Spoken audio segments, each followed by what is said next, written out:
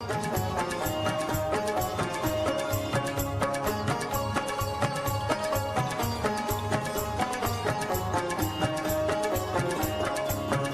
گزارش کرتے ہیں ادب احترام کے ساتھ اس مشاعرے کے صدر شہید نشین اور اس یونیورسٹی کے شیخ الجامعہ عزت مآب جناب پروفیسر اکبر مسعود صاحب سے سراف صدارتی کلمات سے اور اپنے خیالات. شکریہ جناب ملک صاحب، ناصر صاحب، اشفاق صاحب، شم صاحب، خواتین حضرات، آداب. جیسے کہ ہمارے شم صاحب نے بتایا ہے کہ اس تقریب کے دو حصے تھے. ایک تو رسم اجرا ان 3 کتابوں کا اور دوسرا چھوٹا سا مشاعرہ. جو پہلا حصہ تھا رسم اجرا، مجھے بڑی خوشی ہے کہ 3 کتابوں کا رسم اجرا ہوا. میں مصنفین کو مبارکباد دیتا ہوں. بہت اچھی یہ کتابیں ہیں. میں نے ایسے ہی ورق گردانی کی ہے. جو پہلی کتاب ہے بکھرے رنگ، جس کی مصنفہ ڈاکٹر عقیلہ ہیں. جی جی. یہ اتنی ایک آسان زبان میں لکھی گئی ہے. یہ اس کا افسانوں کا مجموعہ ہے. اتنی آسان زبان میں لکھا گیا ہے کہ اس کو ہر کوئی محسوس کر سکتا ہے. دیکھیے، کوئی بھی کلام ہو وہی اچھا ہوتا ہے کہ جو لوگوں تک پہنچے. جی جی. بہت سے شعراء ہوئے ہیں، غالب، احمد فراز، فیض احمد فیض. انہوں نے بہت اچھا کلام لکھا ہے، لیکن ان کا کچھ کلام ایسا ہے جو ہر شخص نہیں سمجھ سکتا. جی جی جی. اس دور میں لوگ تھے جی جی. اس زبان کو سمجھنے والے. جی جی. ان محفلوں میں وہ لوگ ہوتے تھے جو اس زبان کو جی محسوس کر سکتے تھے، سمجھ سکتے تھے. جی. لیکن بدقسمتی آج وہ زبان نہیں ہے. آج لوگ وہ نہیں ہیں جو اس زبان کو سمجھ سکے. جی. تو آج جو وقت کا تقاضا ہے وہ وہی ہے کہ اب وہ کلام آئے سامنے جو لوگوں تک پہنچے اور لوگ اس کو سمجھ سکیں. پریم چند ہندوستان کے بہت بڑے افسانہ نگار ہیں، لیکن جو ان کی لینگویج تھی، ان کی بھی لینگویج جو ہے وہ عام انسان کی لینگویج تھی. جی جی. اور یہی وجہ ہے کہ ان کو، پریم چند کو، بہت ہائی پیڈسٹل پہ رکھا جاتا ہے. جی.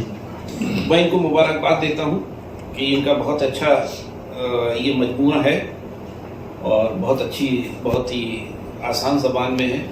خدا کرے یہ لوگوں تک پہنچے اور لوگ اس کو اپریشیٹ کر سکیں. جی. دوسری کتاب بابا غلام شاہ بادشاہ، جو کہ ہمارے ملک صاحب، یہ ہمارے ذاکر صاحب کا یہ تصنیف ہے. یہ بڑا مشکل ہوتا ہے. آج کل یہ ہو گیا ہے کہ اگر میں کوئی چیز لکھ رہا ہوں تو اس سے مجھ کو کتنا فائدہ ہوگا. لٹریچر بھی بزنس بن گیا ہے. بالکل بالکل. لیکن یہ انہوں نے جو یہ کتاب لکھی ہے، یہ مجھے لگتا ہے کہ یہ انہوں نے بس بابا کی خدمت کے لیے لکھی. جی جی جی. آج لوگوں کو نہیں پتا ہے بابا کون تھے، کہاں سے آئے، کیا کیا. تو یہ ساری چیزیں جو ہیں جب تک کہ لوگوں تک پہنچیں گی نہیں، جب تک کہ اس فارم میں نہیں آئیں گی، یہ ختم ہو جائیں گی. ہمیشہ ہوتا رہا ہے کہ کچھ دن کے بعد لوگ اپنی کہانیاں بنانا شروع کر دیتے ہیں کہ صاحب یہ ایسا ہوا اور ایسا ہوا اور ایسا ہوا، اور وہی پھر حقیقت بن جاتی ہے، جس کو کہ کہا جاتا ہے کہ 100 دفعہ آپ جو ہے وہ جھوٹ بولو تو وہ جھوٹ بھی سچ ہو جاتا ہے. تو ان کا یہ کنٹریبیوشن میرے خیال سے جو ہے یہ بہت بڑی خدمت ہے بابا کے لیے. میری اللہ تعالیٰ سے دعا ہے کہ ان کی یہ جو کوشش ہے اس کوشش کو قبول کرے. تیسری یہ جو کتاب ہے शम्स कमाल लतीफ़ साहब की। ये भी बड़ी अच्छी और आसान उर्दू में लिखी गई है। इन्होंने जो है 2 अशार में इनकी किताब से जो है पढ़ना चाहूँगा, बड़ी गहरे अशार हैं। आज तस्बीह व मुसल्ले से भला क्या होगा, आज तस्बीह मुसल्ले से भला क्या होगा, कूचे यार तो सर मांग रहा है यार। यार के ज़माने से मतलब ये ज़रूर है कि दुआएं किस्मतें बदल देती हैं, लेकिन अल्लाह ताला फरमाता है कि दुआओं के साथ साथ तदबीर भी करो। तो आज का जो मुआशरा है, आज के जो हालात हैं, उन हालात की ये पूरी अक्कासी करता है ये शेर। इसमें दूसरा शेर है, कोई हो समझने वाला तो बहुत नहीं फसाना, कोई हो समझने वाला तो बहुत नहीं फसाना, कभी मुस्कुरा के रोना, कभी रो के मुस्कुराना। ये भी बड़ा मानी शेर है। तो शम्स कमाल साहब को मैं बहुत मुबारकबाद देता हूँ, बड़ी अच्छी इनका ये तसनीफ है। कुछ बात उर्दू की, जो दूसरा हिस्सा है।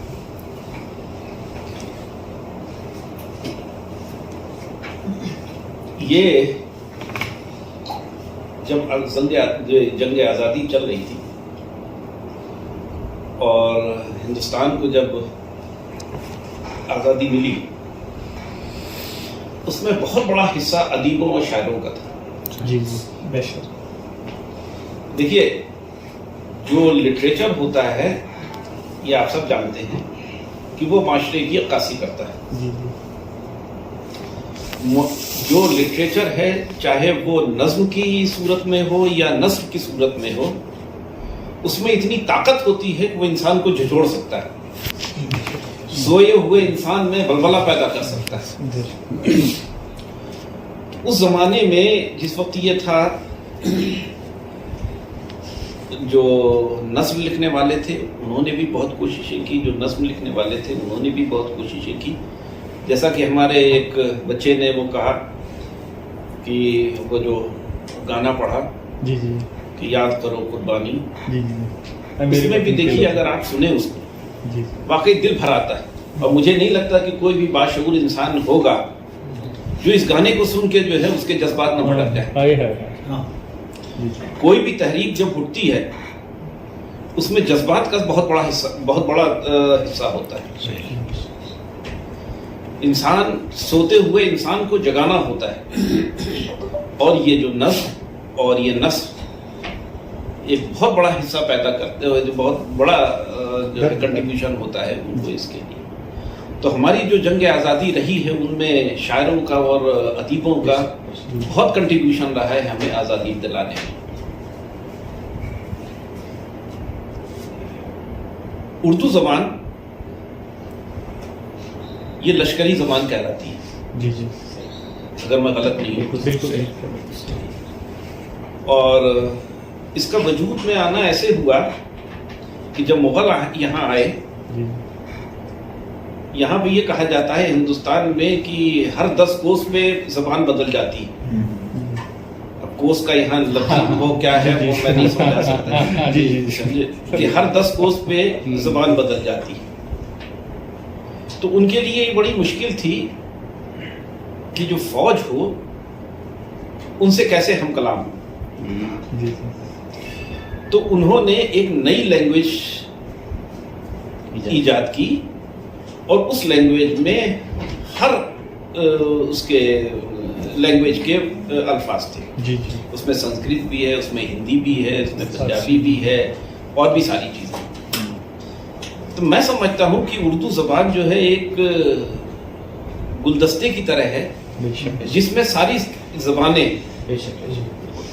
एक में पिरोई हुई है। और यही खूबी है इस ज़बान की कि उस ज़माने में हर इंसान ने इसको खुले दिल से अपनाया।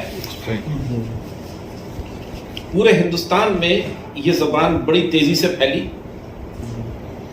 और परवान चढ़ी। جیسے یہ اردو زبان ایک گلدستے کی طرح ہے، اسی طرح ہمارا ملک بھی ایک گلدستے کی طرح ہے. ہائے ہائے ہائے بے شک بہت خوبصورت ہمارے ملک بہت میں خوبصورت ہمارے ملک میں الگ الگ مذاہب کے لوگ رہتے ہیں، بے شک بالکل الگ الگ عقیدے کے لوگ رہتے ہیں، لیکن یہ خوبی ہے اس ملک کی جو کہ انگلش میں کہا جاتا ہے کہ یونٹی ان ڈائیورسٹی.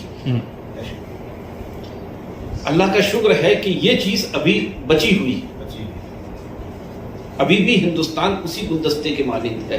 بالکل میری یہ دعا ہے کہ یہ ملک ہمیشہ اسی گلدستے کی رہے اور اس کی خوشبو آمین آمین اس ملک کے رہنے والوں کے لیے نہیں بلکہ بیرون ملک بھی اس کی خوشبو پہنچے. آمین کیا خاص طور سے اس ادارے کے لیے میں یہ کہنا چاہوں گا کہ جیسے علی گڑھ کا ترانہ ہے، اس میں ایک بند ہے کہ یہ ابر یہاں سے اٹھا ہے، یہ ابر یہاں سے اٹھے گا، افسروں کے چمن پہ برسے گا، غیروں کے چمن پہ برسے گا. میں یہ چاہتا ہوں کہ یہاں کے بھی جو طالب علم ہیں اور یہاں کے اساتذہ ہیں ان کا یہ کنٹریبیوشن ہونا چاہیے کہ ہم اپنے لیے تو کر ہی کریں، اپنے معاشرے کے لیے بھی کریں، اپنے ملک کے لیے بھی کریں. میں کچھ اشعار جو ہیں مجھے پسند ہیں، اگر ارشاد آج کا جو اس زمانے کا جو دستور ہے جو بن گیا ہے، یہ شعر اس کی عکاسی کرتا ہے کہ کوئی مطلب ضرور ہوگا میاں، مطلب ضرور ہوگا میاں، کوئی مطلب ضرور ہوگا میاں، یوں کوئی کب کسی سے ملتا ہے. کوئی کب کسی سے ملتا ہے. یہ جو آج کا ہو گیا ہے یہ بالکل صحیح عکاسی ہے. یوں کوئی کب کسی سے ملتا ہے. واہ واہ واہ. ایک دوسرا شعر ہے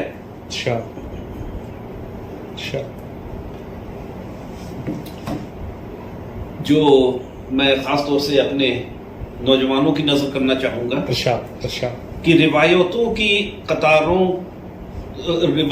کی قطاریں توڑ کر بڑھو ورنہ، روایتوں کی قطاریں توڑ کر بڑھو ورنہ، جو تم سے آگے ہیں وہ راستہ نہیں دیں گے. جو ایک پرانا شعر ہے کہ بہتا ہوا پانی ہے خود راہ بنا لے گا، وہی چیز ہمارے اندر ہونا چاہیے. جب تک وہ نہیں ہے ہم آگے نہیں بڑھ سکتے. آپ جب تک کہ زمانے کے سر کے اوپر بیٹھ کے نہیں ہیں، چاہے وہ آپ کی علمی زندگی ہو چاہے اور بھی ہے، جب تک کہ وہ چیز آپ کے نہیں ہے، جب تک آپ نمبر 1 نہیں ہیں، تب تک زمانہ آپ کو بڑھنے نہیں دے گا. ایک شعر جو بڑا معنی خیز شعر ہے اور جو پرانے زمانے کی عکاسی کرتا ہے. پہلے سراہی استعمال ہوتی تھی، سراہی میں کوئی وہ ٹیپ نہیں ہوتا تھا، ٹوٹی نہیں ہوتی تھی، تو اس کو اس میں سے نکالنے کے لیے یوں کرنا پڑتا تھا. ٹھیک ہے، بالکل وہی ذرا اس کو تصور کریے اور دیکھیے کہ جو اعلیٰ ظرف ہوتے ہیں ہمیشہ جھک کے ملتے ہیں، جو اعلیٰ ظرف ہوتے ہیں وہ ہمیشہ جھک کے ملتے ہیں، کہ سراہی سر جھکا کر بھرا کرتی ہے پیمانہ. سراہی سر جھکا کر بھرا کرتی ہے پیمانہ. اب تھوڑا سا جو ہے ماحول بدلتے یہ ایک کچھ شعر ہیں، اس میں آپ یہ دیکھیے ایک ہی چیز ہے، الفاظ ایک ہی ہیں، وقت کے ساتھ کیسے بدل گئے. کیا بات. ایک وہ بچہ جو ابھی کنوارا ہے، اس کے لیے شعر ہے، تقدیر ہے مگر قسمت نہیں تقدیر ہے مگر قسمت نہیں کھلتی. میں تھوڑے سے سنجیدگی کو باہر لانے کی کوشش کر رہا ہوں. آپ کے نظر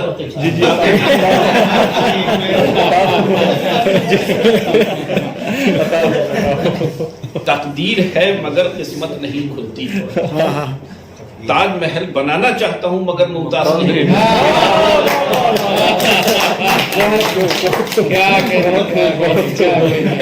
اب آپ نہیں ہے. کیا یہی چیز اب کسی عاشق سے منسوب ہو رہی ہے. جی جی یہی چیز عاشق کی تقدیر ہے مگر قسمت نہیں کھلتی. تقدیر ہے مگر تقدیر کیسے بدلتا ہے نا؟ مفہوم کیسے بدلتا ہے؟ تقدیر ہے بہت خوبصورت. مگر قسمت نہیں کھلتی. واہ واہ واہ. ممتاز مل گئی ہے پر شادی نہیں کرتی.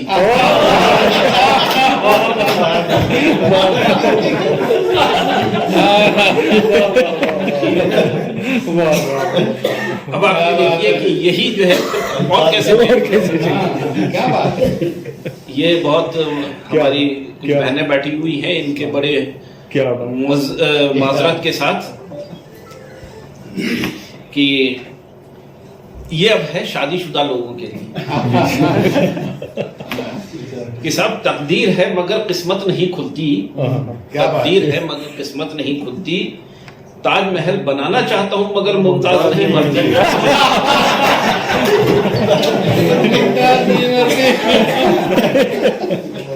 جی جی اب ذرا جو ہے اس چیز سے ہٹ کے تھوڑا سا اور آ جائے. یہ سن 47 کے بعد یہ روایت رہی ہے کہ 15 اگست کو لوگ مناتے رہے, ایک خوشی کا تہوار مناتے رہے, اور خوشی ظاہر کرنے کے بہت سے طریقے ہوتے ہیں. علی گڑھ میں علی گڑھ مسلم یونیورسٹی میں ہمیشہ ایک مشاعرہ ہوتا تھا, اس کی روایت رہی ہے. دہلی میں لال قلعے میں مشاعرہ ہوتا تھا, جشن آزادی. ہندوستان کے باہر بھی جو خاص طور سے علی گڑھ جی جی تو وہ بھی مشاعرہ منعقد کرتے ہیں. آج بھی وہ مشاعرہ منعقد کر رہے ہیں.